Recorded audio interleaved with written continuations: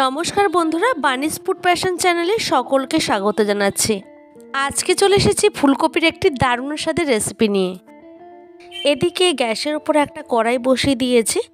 কড়াইতে পরিমাণ মতো জল গরম হওয়ার জন্য রেখে দিয়েছিলাম। এখন এই জলের মধ্যে 1 টিস্পুনের মতো নুন দেওয়ার পর ধুয়ে রাখা ফুলকপিগুলিকে দিয়েছি। এবার ফুলকপিগুলিকে একটু নাড়াচাড়া করে 5 মিনিটের মতো ফুটিয়ে নেব।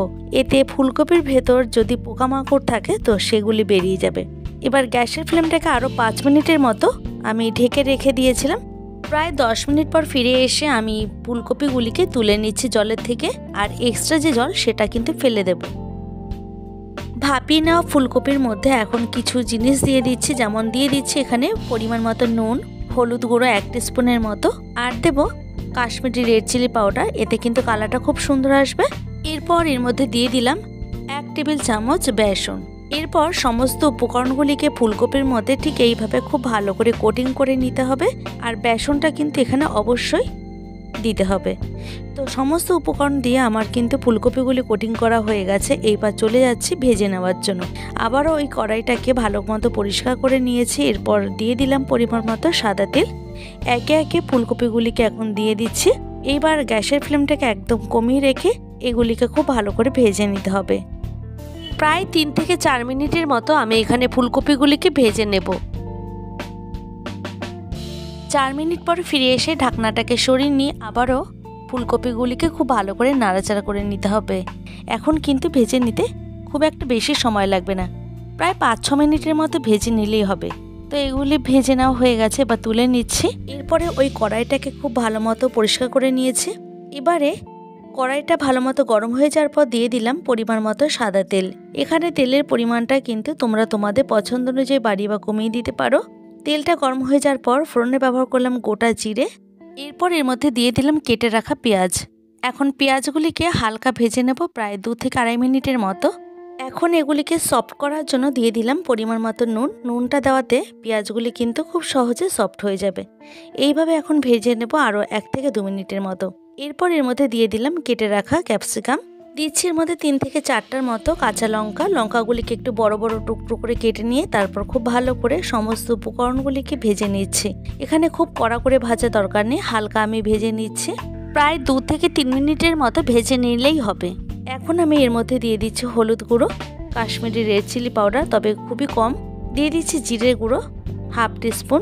এখন সমস্ত উপকরণগুলিকে খুব ভালো করে নাড়াচাড়া করে নিচ্ছি, আর গ্যাসের ফ্লেমটাকে একদম কমিয়ে রেখে আমি এই কাজটি করছি। এরপর এর মধ্যে দিয়ে দিচ্ছি একটু গ্রিন চিলি সস। আমি এর মধ্যে একটু জল মিশিয়ে দিয়েছি। 1 টেবিল চামচ দিয়ে দিচ্ছি সয়া সস, আর 1 টেবিল চামচ টমেটো কেচাপ। এখন এর মধ্যে দিয়ে দিচ্ছি সামান্য একটু জল।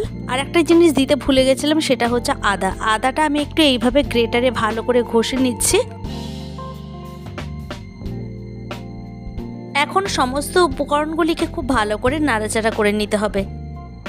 কোনো রকম মশলা বাটার ঝামেলা ছাড়াই একদম সহজ পদ্ধতিতে ফুলকপির এই রেসিপিটা খেতে কিন্তু দুর্দান্ত হয়। এরপর এর মধ্যে দিয়ে দিচ্ছি ভেজে রাখা সেই ফুলকপির টুকরোগুলিকে। এখন ফুলকপিগুলিকেও এইভাবে উল্টে পাল্টে এর মধ্যে খুব ভালো করে মিশিয়ে নিতে হবে। এতে ফুলকপির মধ্যে সমস্ত মশলা ঠিকঠাক ঢুকে যাবে। দেখো, কষাতে কষাতে সমস্ত জলই টেনে গেছে। এইবার একটু সেদ্ধ হওয়ার জন্য আমি মিনিট 3 মতো ঢেকে রাখছি। 3 মিনিট পর ফিরে এসে ঢাকনাটাকে সরিয়ে নিলাম। এবার আমি এর মধ্যে দিয়ে দিচ্ছি পরিমাণ মতো জল। জলের পরিমাণটা তোমরা তোমাদের পছন্দ অনুযায়ী বাড়িয়ে বা কমিয়ে নিতে পারো। তারপর এভাবে খুব ভালো করে নাড়াচাড়া করে নেব। এখন গ্যাসের ফ্লেমটাকে হাইতে দিয়ে 5 মিনিটের মতো রান্না করে নেব। তার জন্য একটা লিড চাপা দিয়ে দিলাম। ফিরে এলাম 5 মিনিট পর। এরপর ঢাকনাটাকে সরিয়ে নিয়ে খুব ভালো করে নাড়াচাড়া করে নিচ্ছি। তো এখানে ফুলকপিগুলি সুসিদ্ধ হয়ে গেছে। এদিকে আমি ঢাকনা চাপা দিয়ে দিলাম। অন্যদিকে একটা বোলের মধ্যে দেখো 1 টেবিল চামচ আমি ময়দা নিয়েছি। তার মধ্যে জলটা ঠিক এইভাবে খুব ভালো করে ফেটিয়ে নিতে হবে। এখানে ময়দার মিশ্রণটি এইভাবে একটু পাতলা করে নিতে হবে।